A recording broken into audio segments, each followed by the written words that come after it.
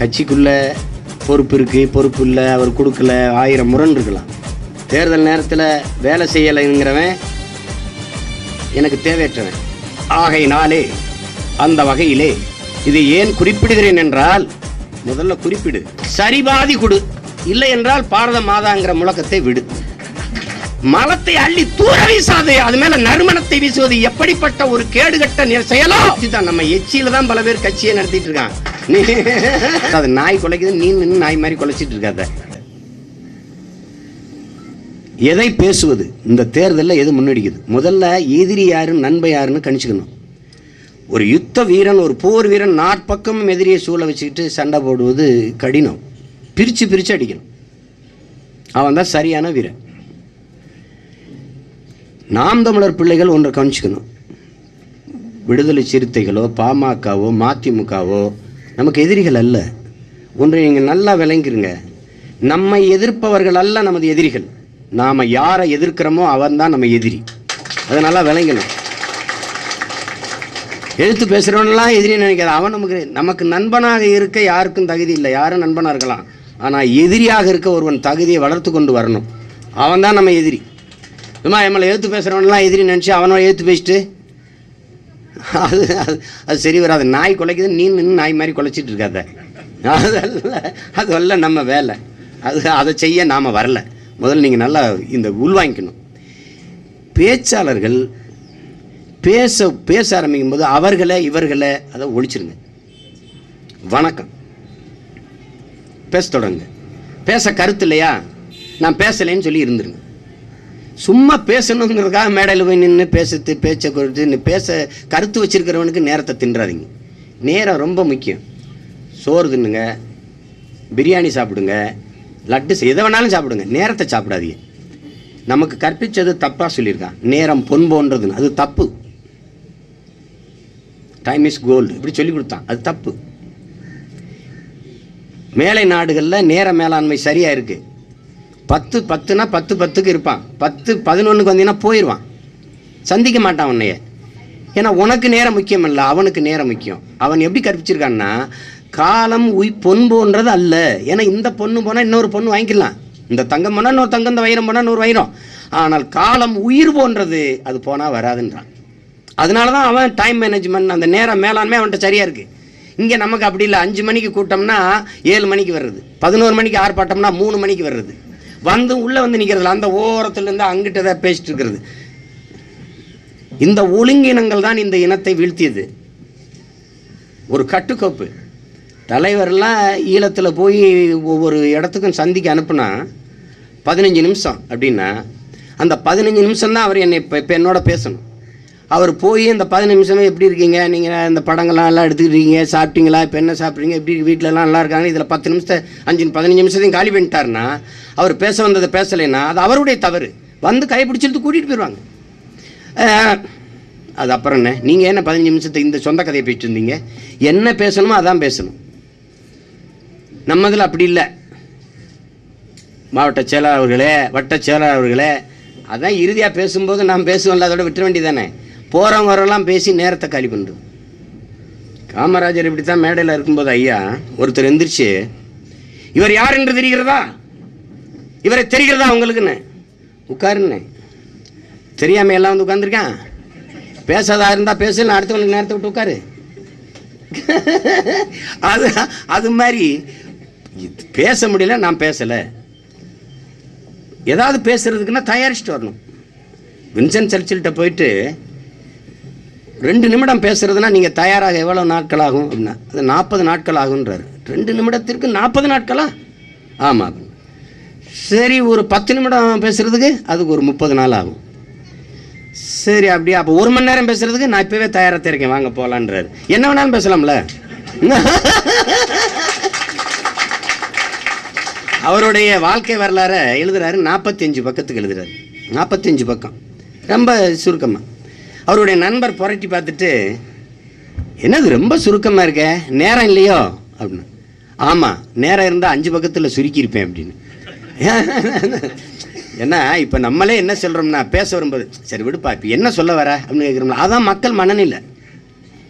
பாட்டே திரைப்படத்தில் ஒரு பல்லவி, ஒரு சரணம், அப்புறம் ஒரு சரணம் போட்டு எடுத்து வைக்கிறோம். ஆனால் அது தொலைக்காட்சிக்கு வரும்போது சின்ன காணொலி சின்னதாக தான் போடுறான். அதுதான் மக்களுடைய மனநிலை. என்ன சொல்ல வரையா பளிச்சு பளிச்சுன்னு சொல்லிட்டு டக்குன்னு இறங்கிட்டீங்கன்னா அதுதான் உலகத்தின் தலை சிறந்த பேச்சு ஆபிரகாம் லிங்கனோடது தான். 3 நிமிஷம் தான் பேசியிருக்காரு.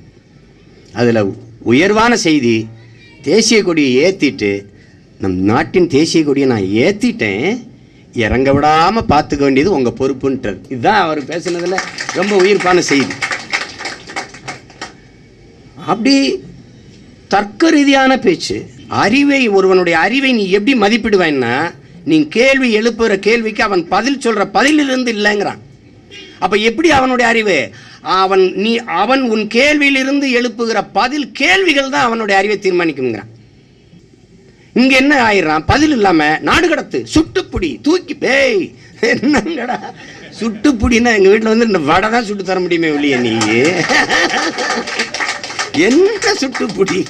சுட்டு பிடிக்க வேண்டிய ஆளுகள்லாம் நீங்க தான். அதுக்கு தான் படையை திரட்டிக்கிட்டு இருக்கோம் நாங்க. எவன் திருடனோ அவன் காவலாளி வேஷம் முதல்ல போட்டுக்கிறான். அதான் பிரச்சனை. எவனும் தன்னை காவலாளின்னு சொல்ல மாட்டான், தானே காவலாளின்னு சொல்லிக்கிறது. அது ஒரு வேடிக்கை. தர்க்க ரீதியான வாதங்களை வைப்பது, கருத்து செறிந்த செய்திகளை முன்வைப்பது ஒன்றும் இல்லை. ஆட்சியின் செயல்பாட்டு வரைவை படிங்க, அதை எடுத்து மக்கள்கிட்ட பரப்புங்க. ஆடு மாடு வளர்க்கிறது அரசு பணி, வேளாண்மை செய்வது தேசிய தொழில், அரசு பணி என்று சொல்லும்போது கிண்டல் அடிக்கிறாங்க. அவர் எல்லாரும் இன்ஜினியர், எல்லாரும் என்ன படித்தாலும் ஆடு மாடு மேய்க்க தானே விடுவார், விவசாயம் செய்ய தானே விடுவாருன்றாங்க. ஆனால் சட்டசபையில் சாலை துப்புரவு பணிக்கு பல நூற்றுக்கணக்கில் வந்து பொறியாளர்கள் வந்து விண்ணப்பிச்சிருக்காங்க. MBA படித்தவன், MSc MEd படித்தவனெல்லாம் வந்து வேலை கிடைக்காம டாஸ்மார்க்கில் சாராயம் ஊற்றி கொடுக்குறான். 50 பேருக்கு பள்ளிக்கூடத்தில் சத்துணவை ஆக்கி போடுகிற ஆயாம்மா அரசு பணி வாக்குது. ஆனால் உலகத்துக்கு சோறு கொடுக்க அந்த ஆயாம்மா கையில் சத்துணவை கொடுக்குறான் பாரு. நம்ம அண்ணன் தம்பி, நம்ம ஆத்தால போய் அரசு பணியாக இருக்கக்கூடாதுன்றான். மாட்டுக்கு, ஆட்டுக்கு, கோழிக்கு ஊசி போடுகிற விலங்கியல் மருத்துவர், வெட்டினரி டாக்டர் கவர்மெண்ட் எம்ப்ளாயி, அரசு பணியாளர். ஆனால் ஆடு மாடு வளர்க்கிற, கோழி வளர்க்கிற நம்ம ஆத்தால அப்பனா அண்ணன் தம்பி அரசு பணியாளர் இருக்கக்கூடாது. பாலின் சந்தை மதிப்பு 3 லட்சம் கோடி. ஏன் நீ அதை நோக்கி போகல? 25,500 கோடி சாராய பொருளாதாரத்தை நோக்கி நீ ஏன் போன? தமிழ்நாட்டுக்கு எங்கிருந்து பால் வருது? ஆந்திராவிலிருந்து. நீ ஏன் மாடு வளர்க்கல? அவமானம். மாடு இங்கே மேய்க்காத நீ ஏன் துபாயில் போய் ஒட்டகம் மேய்க்கிற? பதில் இல்லை.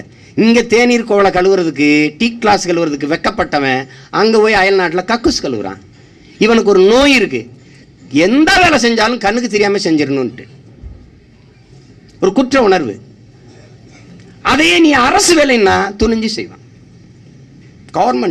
கவர்மெண்ட் வேலைடான்னு அவன் சொல்கிறான்ல, அறக்காசுனாலும் அரசாங்க காசாக இருக்கணும் தம்பி, காசுனாலும் கவர்மெண்ட் காசாக இருக்கணும் தம்பி. அந்த காசை கவர்மெண்ட் காசாக கொடுத்துட்டு போவான். அவ்வளோதானே, அவ்வளோதான்.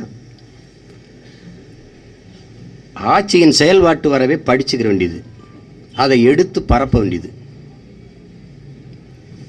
தேடி தேடி புத்தகங்களை படித்து புரட்சிகர அரசியல், உலகம் பெற்றிருக்க மாறுதல்கள், அந்த மாறுதலுக்கான புரட்சி செய்த புரட்சியாளர்களின் வாழ்க்கை வரலாறு, எப்படியெல்லாம் ஒடுக்கப்பட்ட தேசிய இனங்கள் உரிமை பெற்றிருக்குது, உயர்ந்திருக்கிறது,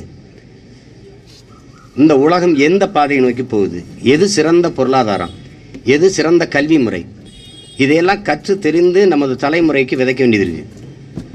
ஒரு விவசாயி, ஒற்றை விவசாயி, நான் விதைச்ச விதையில இத்தனை பேர் நீங்கள் முளைச்சி விளைஞ்சிருக்கீங்கன்னா, நீங்கள் எல்லோரும் விதைகளை தூவ ஆரம்பித்தா ஒரே நாளில் புரட்சிகர மாறுதல் இந்த தேசத்தில் வந்து அதை செய்யணும். தம்பிகளுக்கு வேண்டுவது எழுத்தோ பேச்சோ தேவையற்று இருக்கக்கூடாது. ஆகையினாலே அந்த வகையிலே இதை ஏன் குறிப்பிடுகிறேன் என்றால், முதல்ல குறிப்பிடு, அப்புறம் நாங்கள் அந்த தேவையற்ற வார்த்தைகளை பயன்படுத்தக்கூடாது. எழுத்தோ பேச்சோ கூர்தீட்டிய வேல் வால் போல இருக்கணும். சும்மா போய் அவன் எழுதுறான் இவன் எழுதுறான்னு இந்த முகநூல் மனநோயாளிகள்கிட்ட சிக்கிக்கிற கூடாது. இந்த முகநூலில் எழுதிட்டு படுத்துருவான். நம்ம கட்சியிலே இந்த முகநூல் பதிவை போட்டு கட்சிக்கு வேலை செய்கிற மாதிரி காட்டிப்பான். களத்தில் வரமாட்டான் அவன். அவனை நம்பி கட்சியும் இல்லை. கட்சிக்கு உள்ளே இருந்துக்கிட்டு கட்சிக்காரனை எழுத்து பதிவு போடுறது, அதை போடுறது, இது எப்படின்னா இவன் தான் துரோகி. அவர் செய்தது தெரியாதா, இவர் செய்தது தெரியாதான்னு எழுதுறான் பாரு, இவன் தான் துரோகி. அந்த வேலைகளை விடுங்க. நாம் ஒரு புரட்சிகர முழக்கத்தை முன்வைக்கிறோம். புதியதொரு தேசம் செய்வோம், மக்கள் புரட்சியால் அதை உறுதி செய்வோம். புதியதொரு தேசம் படைப்போம், மக்கள் புரட்சியால் அதை செய்து முடிப்போம். இதுதான் நம்ம புரட்சிகர முழக்கம். என்னதாண்டா புதிய தேசம் பண்ணிடுவீங்கன்னு கேட்பான். அப்போ சொல்லு, நான் ஊழல் லஞ்சம் இல்லாத, பசி பஞ்சம் இல்லாத, சாதிய இழிவு தீண்டாமை கொடுமையற்ற, பாலியல் வன்கொடுமையற்ற, பெண்ணிய அடிமைத்தனமற்ற பாலியல் சமத்துவம், ஆண் பெண் உயர்ந்தது தாழ்ந்தது என்ற அந்த சமத்துவம், ஏழை பணக்காரன் என்ற வர்க்க வேறுபாடற்ற சமத்துவம், பிறப்பின் அடிப்படையில் பேதம் கற்பிக்கிறது உயர்ந்த சாதி தாழ்ந்த சாதி என்று அந்த பேதம் கற்பிக்கிற சாதியை ஏற்றத்தாழ்வு அதை நொறுக்குவோம். எல்லாருக்கும் கல்வி, கல்விக்கேற்ற வேலை, வேலைக்கேற்ற ஊதியம், அதை கொண்டு வாழ்கிற பெருமை மிக்க வாழ்வு, இது எங்கள் கனவு. இலவசம் அறவே ஒழிப்போம். கையேந்தி நிற்கிற நிலையில் என் மக்களை வைக்க மாட்டோம். அது எங்கள் தன்மான இழப்பு. காட்டு வளம், கனிம வளம், நீர் வளம், நிலவளம், மலை வளம், கடல் வளம் அனைத்தையும் காப்போம். மண்ணின் வளங்கள் மக்களுக்கானது என்று சட்டம் போடுவோம். அதை மக்கள்கிட்ட நீங்க உறுதிப்பட சொல்லணும், தொடர்ச்சியா சொல்லணும். கடைசி நாம் தமிழர் பிள்ளை கடைசி நேற்று வந்த தம்பி கூட அதை சொல்லணும், உறுதியா சொல்லணும். நாம செய்வோம். மலத்தை அள்ளி தூர வீசாது, அது மேல நறுமணத்தை வீசுவது எப்படிப்பட்ட ஒரு கேடுகட்ட செயலோ அதுபோலதான் சாதி ஒழியாமல் தீண்டாமை ஒழிப்பு பேசுவது. எப்படி நீ அசிங்கத்தை அள்ளி தூர போடாம அது மேல வாசனை திரவியத்தை தெளிச்சு விட்டா மணத்துருமா? அது மாதிரிதான் கொஞ்ச நேரம் மணக்கும், அப்புறம் நாரும். இவங்க ஒழிக்கிறது இதுதான். அவன் சொல்லிடு, சாதியை ஒழிச்சிரு, விட்டுரு. என் நாட்டில் எவனும் உயர்ந்தவன் தான்ல சிட்டிசன், நீனும் சிட்டிசன் ஆஃப் இந்தியா, நானும் சிட்டிசன் ஆஃப் இந்தியா, நீனும் குடிமகன் நானும் குடிமகன், பிறகு என்னடா நீ உயர்ந்தவன் அந்த ஆழ்ந்தவன்? புரட்சியாளர் சேகுவாரன் சொல்றான் பாருங்க, வினையற்ற சொல் வீணுங்கிறான். ஒரு வார்த்தை சீமான் பேசிட்டா அது என்ன இப்படி சொல்லிட்டார், என்ன இப்படி சொல்லிட்டாருன்னு பேசணும். இல்லைன்னா பேசி பயன் என்ன இருக்கு? தான் நம்ம எச்சியில தான் பல பேர் கட்சியை நடத்திட்டு இருக்கான். நம்ம என்ன சொல்றோமோ, என்ன இப்படி சொல்லிட்டாரு, என்ன இப்படி சொல்லிட்டாரு, ஒரு தொலைக்காட்சி நம்மளை காட்டாது. நீ முடிவெடுத்துக்கணும், நீ என்னை காட்டாத. வைகுந்தரு, ஐயா வைகுந்தரு நம்ம எளி மக்களாடா, தீண்டத்தகாதவனாடா, கோயிலுக்குள்ள நம்மளை விட மாட்டானாடா, நம்ம போகக்கூடாதா, கோயில் தீட்டுறான்ட்டார். அதேதான் நாம. நீ என்ன, எங்க அப்பா ஒரு தேவேந்தர் வீட்டில் போய் நான் சாப்பிட்டேன் படிக்கும்போது. எங்கள் அண்ணன் பாண்டியன் அண்ணன் கூப்பிடுவேன். கபடி விளையாடிட்டு வரும்போது இருட்டாயிருச்சு. ஒத்தையில் நீ என்ன இருப்பான்னு ஒரு கிராமம், பூச்சிநந்தல்னு கிராமம். சாப்பிட்டு படத்துக்கு அடுத்துட்டு காலையில் போப்பான்னு சாப்பிட்டேன். ஊரே கூடி என்னை ஊரை விட்டு ஒதுக்கி வைக்கணும்ன்றான். எங்கள் அப்பா வந்தார், ஊரை நான் ஒதுக்கி வைக்கிறேன் வாடா மகனே. அவ்வளோதான், தட்ஸ் ஆல் ஒரு ஆனர். நீங்கள் என்ன என்னையை காட்டாமல் இருக்கிறது, நான் வேணாம். ஊடகங்கள் என்ன செய்யுது, டிஜிட்டல் புரணி பேசுது. ஊடகம், ஒரு ஊடகம் நெஞ்ச அப்படி கை வச்சு நேர்மையாக நான் செய்தியை கொண்டு வரேன். சொல்ல பார்ப்போம். நாம நேர்மையாளன், நேர்மையற்ற ஊடகங்கள் நமக்கு தேவையில்லை. வேணா எடுத்து போடுன்னு போடு, வேணா போ, உனக்கு ஒரு பிரச்சனையும் கிடையாது. நெருப்பை குப்பையை போட்டு ரொம்ப நாள் மூடி விட முடியாது ராஜா. மேகங்களால் சூரியனை மறைத்து விட முடியாது. எச்சியை கறி துப்பி சூரியனை அணைச்சிட முடியாது. எதை பற்றி நாங்கள் கவலைப்படுற ஆட்கள் கிடையாது. சமூக ஊடகங்களை கூட நமக்கு 5 பேருக்கு தான் முன்னிறுத்த முடியும். அதுவும் நமக்காக கொண்டு வரப்பட்டதுதான், நமக்காக கொண்டு வரப்பட்டதான். எல்லா இடையூறையும் செஞ்சு பார்ப்பான். நாம் அதை பற்றி கவலைப்படுற ஆள் இல்லை. நீ காட்டினா காட்டு, காட்டாமல் போனால் போ. போட்டியிடுற நம்மை பற்றி செய்தி போடாத இந்த ஊடகங்கள் போட்டியிடலின்னு சொன்ன ரஜினிகாந்தை தலைப்பு செய்தியாக போடுது. டேய் என்னங்கடா உங்க நிலைன்னு. கூட்டணி வச்சவங்களையெல்லாம் தினம் விமர்சி பேசிட்டு இருக்க ஊடகங்கள் கூட்டணி வைக்காத நம்மளையும் திட்டுது. ஏன் நீங்க கூட்டணி வைக்க மாட்டீங்க? கூட்டணி வைக்கலன்னா எப்படி கட்சி? அதை பத்தி நான்ல கவலை பண்ணோம். உங்க கேடர்ஸ் ஓடிடும். நான் வைக்க மாட்டேங்கிறதுனால வர்றவன் தான் என் கேடர்ஸ். நான் திமுக போயிருவேன். நான் ஏன் கூட வரேன், அவன் ஸ்டாலின் கூட போயிருவானே. நான் அதிமுக வைப்பேன்னா அவன் அதிமுக போயிடுவான். நான் வைக்க மாட்டேன், சமரசம் இல்லாம நின்று சண்டை போடுவேங்கிறதுனாலதான் வரேன்.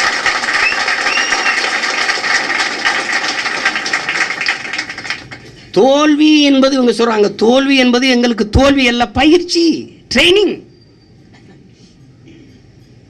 பயிற்சி. அண்ணே வேட்பு மனுவையெல்லாம் சரியாக இது பண்ணுங்கண்ணே, நம்ம பிள்ளைகளுக்கு சொல்லுங்கண்ணே. ராவணன் அண்ணே ஒரு தேர்தலில் நின்ட்டாங்கண்ணே, பயிற்சி ஆயிடுச்சு பிள்ளைகளுக்கு, நாங்கள் பார்த்துக்குறோங்கிறாங்கண்ணே. அந்த பயிற்சி தான். அதனால அதெல்லாம் போய் கவலைப்பட்டு கூடாது. ஒரு புரட்சியாளன் வந்து அதெல்லாம் கவலைப்பட்டு கூடாது. எதாக இருந்தாலும் எதிர்கொண்டு நம்ம மேலேறி வென்று போகணும். அவன் சொல்லுவான் கூட்டணி வை. காரணம் என்னதுன்னா, ஒரு நேர்மையான ஒரு அரசியல் கட்சி இந்த நாட்டில் உருவாயிடக்கூடாதுன்னு நினைக்கிறான். நம்ம ஆளுகளே சமரசம் செஞ்சு மண்டியிட்ட ஆளுகளே நம்மளையும் மண்டியிட வைக்கிறதுக்கான முயற்சி.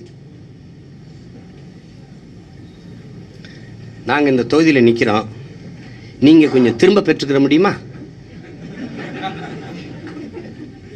ஒருத்தருக்காக திரும்ப பெறும்போது ஒவ்வொருத்தருக்காக நான் திரும்ப பெற்றா கட்சியை கழிச்சிட்டு போக வேண்டியதுதான். அதான் இங்கே இருக்கிற நிலை, யதார்த்த நிலை. அது வாய்ப்பு இல்லை ராஜா. அது நான் சொல்லிட்டேன், அது கஷ்டம்.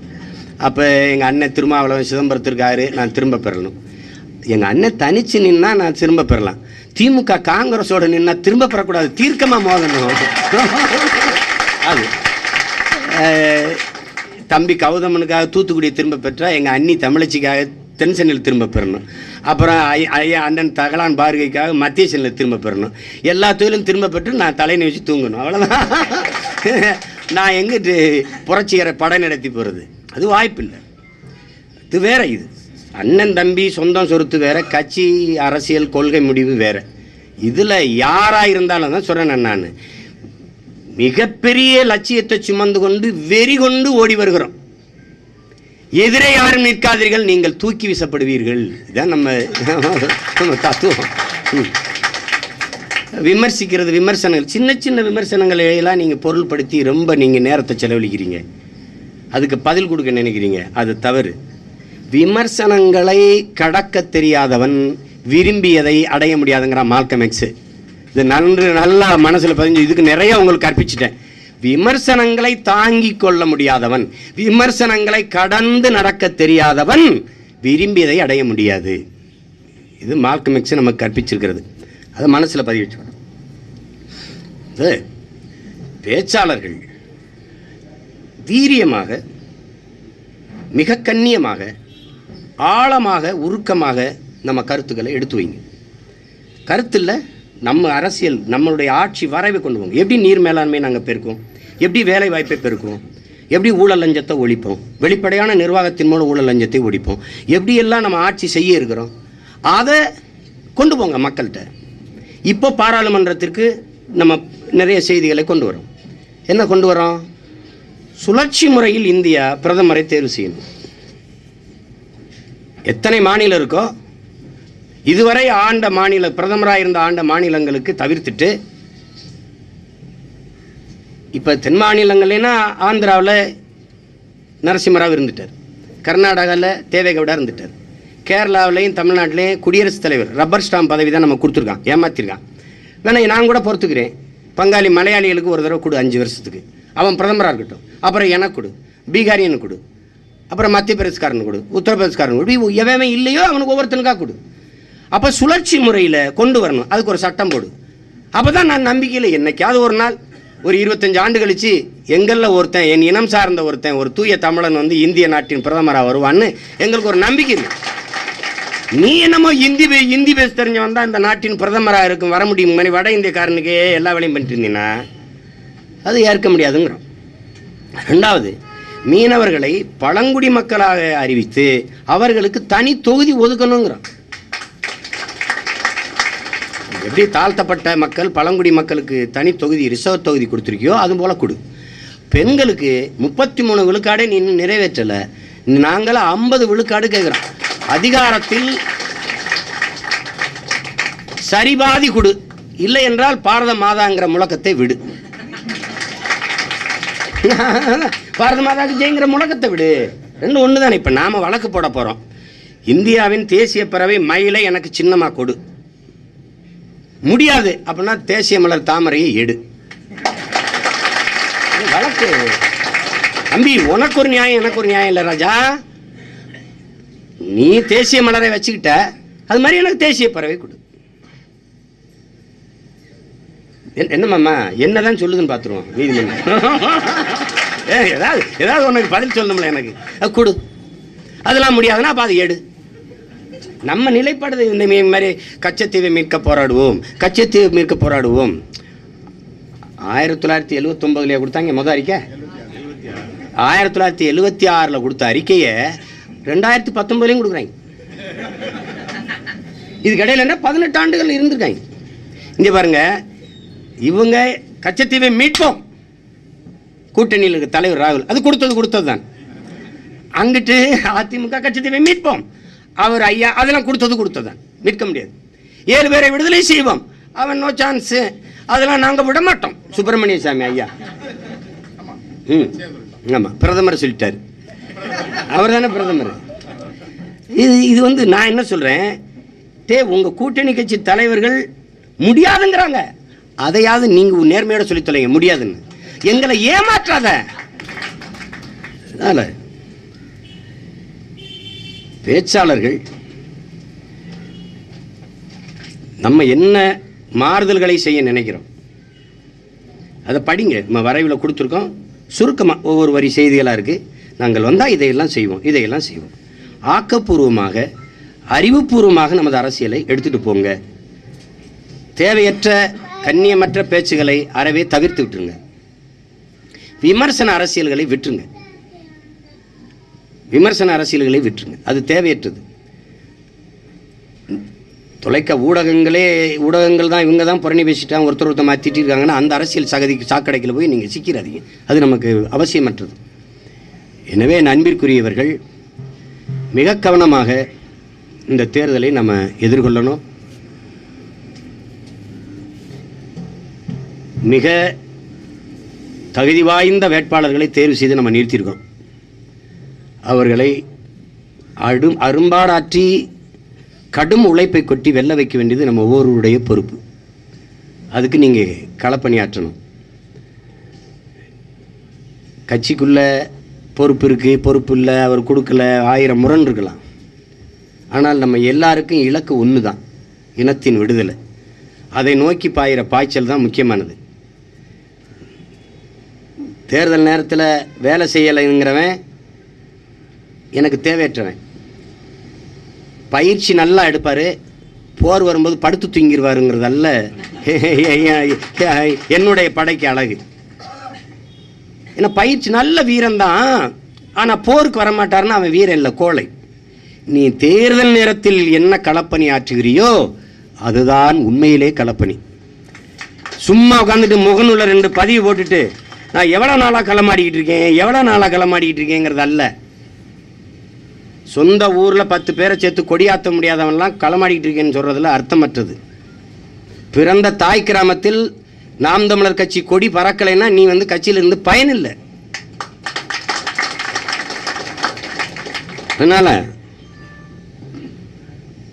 தேர்தல் நேரத்தில் நீ எவ்வளவு தேனீக்களையும் விட எறும்பையும் விட சுறுசுறுப்பாக உழைக்கணும்.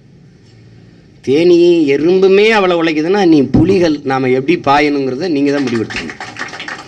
வேலை செய்யுங்க. வாரிசுகள் போட்டியிடுகிறார்கள், நாமளும் வாரிசுகள் தான், வாரிசு அரசியல் தான் செய்கிறோம். பஞ்ச பராரிகள், உழைக்கும் பாட்டாளிகள், ஏழை எளிய மக்களின் அடையாளமற்ற முகம் தொலைத்த இனக்கூட்டத்தின் வாரிசுகள் நாம் தேர்தலை எதிர்கொள்கிறோம். பணநாயகமா மாண்புமிக்க தூய ஜனநாயகமாங்கிற யுத்தம்.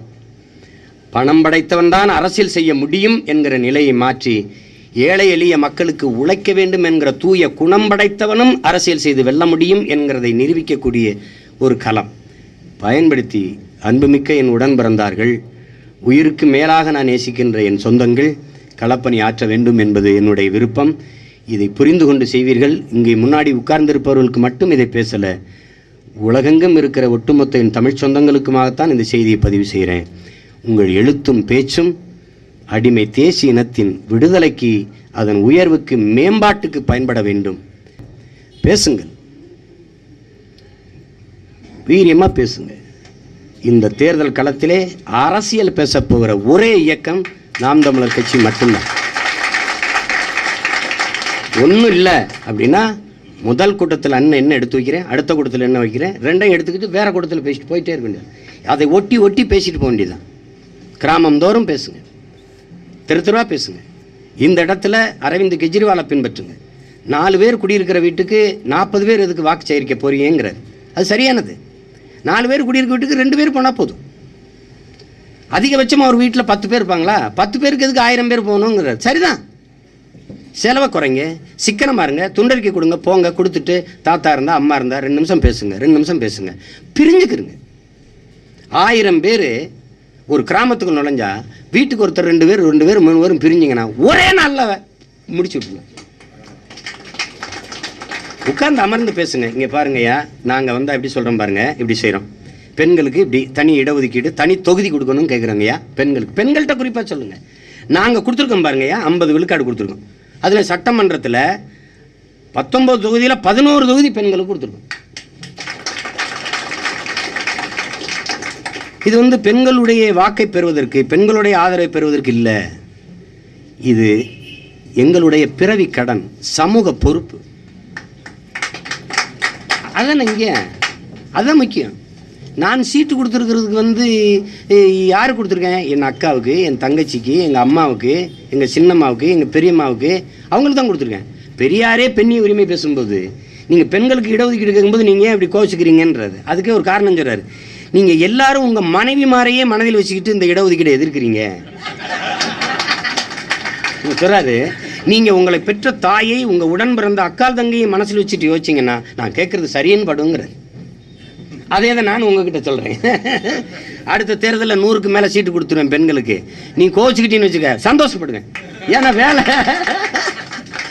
நம்ம நினைக்கிறது வேலை செய்தில்ல. அதனால் நீங்கள் அப்படிப்பட்ட பிள்ளைகள் இல்லை. நீங்கள் மிக பொறுப்போடு உங்களை வளர்த்துருக்கேன்னு நான் நினைக்கிறேன். அந்த பொறுப்போடு களத்தில் நின்று அடித்து வாங்க, பார்த்துக்குறோம். இது நமக்கான களம். முதல்ல சொன்ன மாதிரி தான், இது பெரிய திடல். இஷ்டத்துக்கு ஓடி விளையாடுங்க, உங்களை யாரும் ஒன்றும் சொல்ல போகிறதில்ல.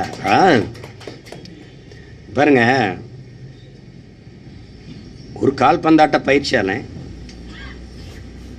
பயிற்சி கொடுக்க வரான், கையில் பந்து இல்லை.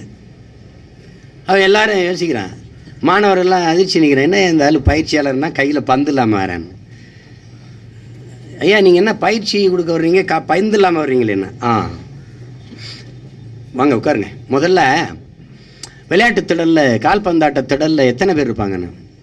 11 பேர், 22 பேர் இருப்பாங்க. எத்தனை பந்து இருக்குன்னு கேட்குறாரு. ஒரு பந்து தான் இருக்கும். அது யாராவது ஒருத்தர் காலில் தானே இருக்கும். ஆமாம். மீதி 21 பேர் என்ன செய்வாங்க? அதை முதல்ல பயிற்சி எடுப்போங்கிறார். அவர் என்ன சொல்கிறாருன்னா, காலில் பந்து வச்சிருக்கிறவன் நல்ல வெற்றியை தீர்மானிக்கிறவன், காலில் பந்து இல்லாமல் களத்தில் நிற்கிற 21 பேர் தான் வெற்றியை தீர்மானிக்கிறாங்க. அதனால வேட்பாளராக நிறுத்தப்பட்டவன் இல்லை வெற்றியை தீர்மானிக்கிறது. வேட்பாளராக நிற்காத நீங்கள் தான் வெற்றியை தீர்மானிக்க போறீங்க. அதனால இஷ்டத்துக்கு விளையாடுங்க, அவ்வளோதான் பயிற்சி. போயிட்டு வாங்க. புரட்சி